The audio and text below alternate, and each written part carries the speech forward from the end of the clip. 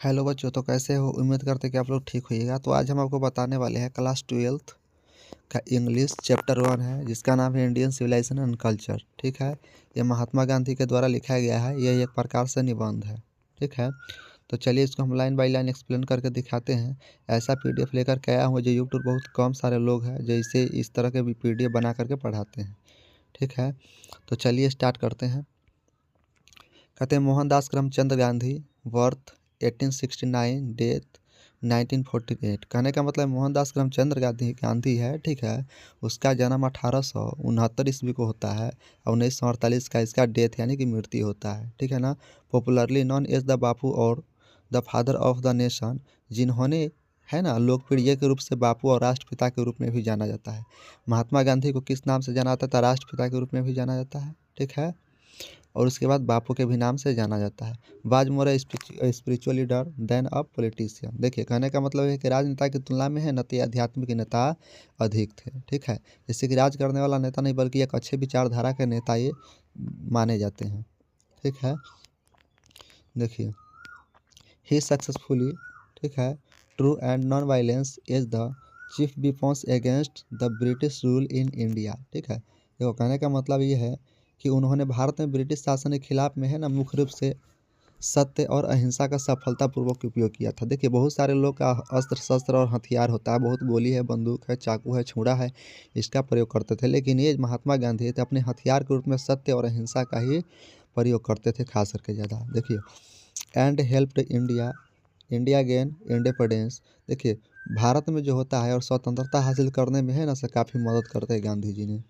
ठीक है, तो गांधी जी ने किस में हासिल करते हैं? ठीक है, तो भारत के स्वतंत्रता दिलाने में। चलिए तो आगे बढ़ते हैं। और कहता है from 1915 till 1948 he completely dominated Indian politics. कहने का मतलब है कि 1915 से लेकर के 1948 तक, ठीक है ना, पूरी तरह से भारतीय राजनीतिक में जुड़े रहे और भारत के स्वतंत्रता दिलाने में काफ़ी बड़ा योगदान रहे। ठीक है, देखिए he died at the hand of A phonetic on 13 जनवरी 1948। कहने का मतलब है कि ही डाइड मतलब उसका मृत्यु होता है 30 जनवरी 1948 को एक कट्टरपंथी के हाथों से, जिसकी हत्या कर दिया जाता है। गांधी जी को ऐसे प्रकृति रूप से मृत्यु नहीं होता है बल्कि किसी के द्वारा है ना उसे मार दिया जाता है। ऐसे आपको पता होता है कि नाथूराम गोडसे ने ही गांधी जी को मारकर, ठीक है, ख़त्म किया था। तो चलिए और आगे बढ़ते हैं।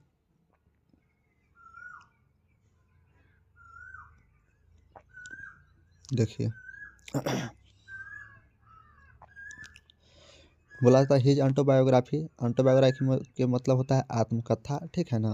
देखो my experiment with truth, Mahatma Gandhi का जो एक ऑटोबायोग्राफी है। ऑटोबायोग्राफी का मतलब ये चीज़ होता है जो अपने जीवन के बारे में अपने हाथों से लिखना, उसी को आत्मकथा कहा जाता है या ऑटोबायोग्राफी कहते हैं। ठीक है, किताब का नाम है माई एक्सपेरिमेंट विथ ट्रूथ। ठीक है, and the numerous article that a wrote for a Young India. ठीक है, अब इसमें है माई एक्सपेरिमेंट विथ ट्रूथ, इस क्या कहती है, बुक है, ऑटोबायोग्राफी है। ठीक है, और उन्होंने यंग इंडिया के लिए है ना जो लेख लिखे हैं। ठीक है, यंग इंडिया क्या है? एक आर्टिकल है, एक लेख है जो गांधी जी के द्वारा ही लिखा गया था। देखिए, and the speeches that he delivered on the different occasion. कहने का मतलब है और विभिन्न अवसरों पर उन्होंने जो भाषण दिए हैं वो भाषण काफ़ी सबसे बड़े भारत के लोगों के लिए अच्छे रहे हैं। Reveal him not only as a original thinker but also, ठीक है, as a great master of chaste idiomatic English. कहने का मतलब है कि वे सब है ना उन्हें न केवल एक मूल विचारक के रूप में जाना जाता है बल्कि सादगी और मुहावरेदार अंग्रेजी के बेहतरीन मास्टर के रूप में भी प्रकट करते हैं। कौन? Mahatma Gandhi ji.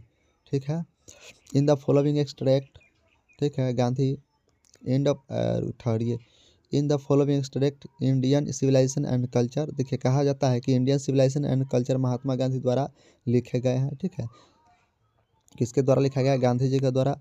Sound foundation of Indian civilisation, Gandhi ji ने भारत की सभ्यता को ठोस नींव के बारे में बात करते हैं। जो भारत की सभ्यता और संस्कृति है इसके बारे में बता रहे हैं, किस में? इस इंडियन सिविलाइजेशन एंड कल्चर, इस चैप्टर के माध्यम से। ठीक है, ऐसे तो अभी लेखक परिचय बाकी और चैप्टर के अंदर चलेंगे तो भारत में क्या संस्कृति क्या सभ्यता है इसके बारे में बताएगा। विदेशी सभ्यता संस्कृति क्या होता है इसके बारे में बताएगा। ठीक है, बीच है the successfully with stood the passage of time, जिसका कहने का मतलब है जिस समय भी वो बदलाव का पूरी दृढ़ता से सामना किया है अपने जीवन में है ना तो बहुत अच्छे से।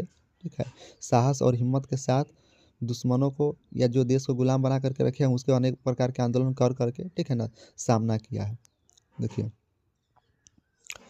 बोला जाता है the western civilisation which has not tendency to privilege materiality can not match the Indian civilisation the elevates the moral being. कहने का मतलब भौतिक पोषित, ठीक है, पश्चिम सभ्यता का नैतिक के बढ़ावा देने वाली जो भारतीय की तुलना है ना, वो कोई नहीं है। भारतीय जैसे कि कहा जाता है कि जो भौतिक और पोषित करने वाले पश्चिम सभ्यता की नैतिकता में जो बढ़ावा देने वाली होती है, भारतीय सभ्यता कोई तुलना नहीं है। कहने का मतलब ये हुआ कि जैसे कि विदेशी सभ्यता है, जो भी मतलब पृथ्वी पर सभ्यता चलता है, भारत की सभ्यता ही एक अलग प्रकार के, वैसा सभ्यता है भारत की सभ्यता जो मतलब कोई विदेशी आदमी भारत का तुलना नहीं कर सकता है। कोई भी विदेशी सभ्यता भारत की सभ्यता से तुलना कभी नहीं कर सकता है, ठीक है। तो चलिए हम लोग और आगे बढ़ते हैं, ठीक है। तो वीडियो कहीं ज़्यादा डबल ना हो जाए, बहुत हम चाहते हैं कि छोटा छोटा वीडियो के माध्यम से आपको जानकारी दे, हम आपको लेखक के परिचय के बारे में बताए हैं, ठीक है। इसके लिए पार्ट 2 अभी के अभी फिर मतलब बना करके हम अपलोड कर रहे हैं। तब तक के लिए इस लेखक परिचय को देखिए एक बार दो बार और अच्छा से समझने की कोशिश कीजिए, ठीक है। धन्यवाद।